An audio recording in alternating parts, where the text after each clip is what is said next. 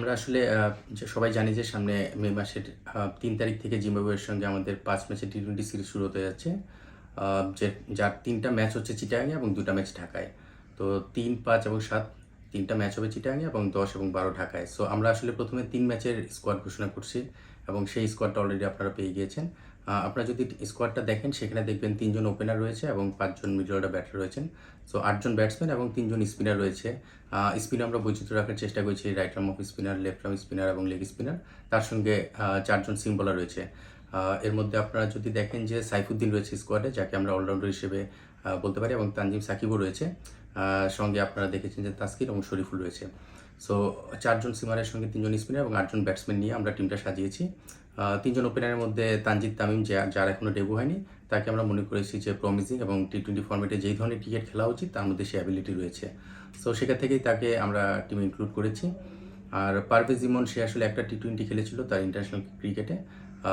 তার বাইরে হয়তো খুব বেশি ইন্টারন্যাশনাল ম্যাচ খেলার সুযোগ হয়নি। ২টা ম্যাচ খেলেছিল, বাট সেটা ডিফারেন্ট টুর্নামেন্ট ছিল। যাই হোক, তো সেই ইমনকেও আমরা টিমে ইনক্লুড করেছি। আর সৌম্যর যে ব্যাপারটা, সেটা আপনারা সবাই জানেন যে সৌম্য এখনও পুরোপুরি ফিট হয়নি। সো ৩ ম্যাচের স্কোয়াডে আমরা সৌম্যকে কনসিডারেশনে রাখতে পারিনি। পরের স্ট্যাটাস আমরা মেডিকেল ডিপার্টমেন্টের কাছ থেকে জেনে হয়তো জানতে পারবো কী অবস্থা রয়েছে। বাট প্রাথমিক স্কোয়াডে বা এই প্রথম ৩ ম্যাচের স্কোয়াডে আমরা সৌম্যকে কন্টিনিউ করছি না। আর পেস বোলিংয়ে সাইফুদ্দিনের বিষয়টা হচ্ছে, আমরা আসলে অলরাউন্ডার হিসেবে তাকে চিন্তা করি। সো জিম্বাবুয়ে সিরিজে আমরা তাকে ইনক্লুড করেছি এবং তাকে খেলানোর প্ল্যান রয়েছে। সে সেভাবেই তার রোলটা প্লে করার চেষ্টা করবে। আর আফিফ হোসেনকে আমরা টিমে ইনক্লুড করেছি। আপনারা জানেন যে সাকিব যেহেতু প্রাথমিক স্কোয়াড বা প্রথম ৩ ম্যাচের স্কোয়াডে নেই, সেখানে আমরা আফিফকেও টিমে ইনক্লুড করেছি। আর বাকি যারা মিডল অর্ডার ব্যাটার রয়েছে তাদের সম্পর্কে আসলে আলাদা করে নতুনভাবে বলার কিছু নেই, আপনারা সবাই জানেন। এখানে সাকিবের বিষয়ে আসছে, সাকিব আল হাসান। সে আসলে ৩০ তারিখ দেশে আসবে এবং দেশে আসার পরে সে একটা ডিজায়ার আমাদের কাছে শো করেছেন, সেটা হচ্ছে ডিপিএলের 2টা ম্যাচ খেলতে চায়।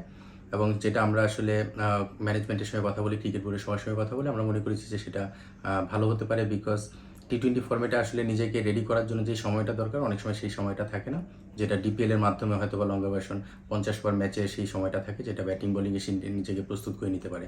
তো স্বাভাবিকভাবে আমরা তাকে প্রথম 3টা ম্যাচের জন্য স্কোয়াডে রাখিনি। মোস্তাফিজ এখানে স্কোয়াডে নেই। মোস্তাফিজ আসলে লম্বা সময় খেলার মধ্যে রয়েছে। বিপিএল খেলেছে, তারপরে শ্রীলঙ্কা টি-20 ওয়ানডে সিরিজ খেলেছে, তারপরে আইপিএলে চলে গেছে।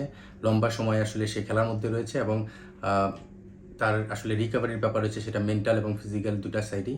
তার সঙ্গে আমাদের আলোচনা হয়েছে, আমাদের সিলেক্টরদের কথা হয়েছে, চিফ সিলেক্টরের সঙ্গে কথা হয়েছে।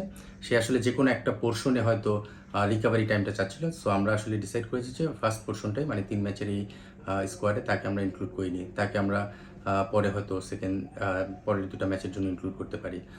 সো ফার এই হলো স্ট্যাটাস এবং আশা করছি যে আমাদের টিম ভালোই করবে ইনশাআল্লাহ। Hope for the best.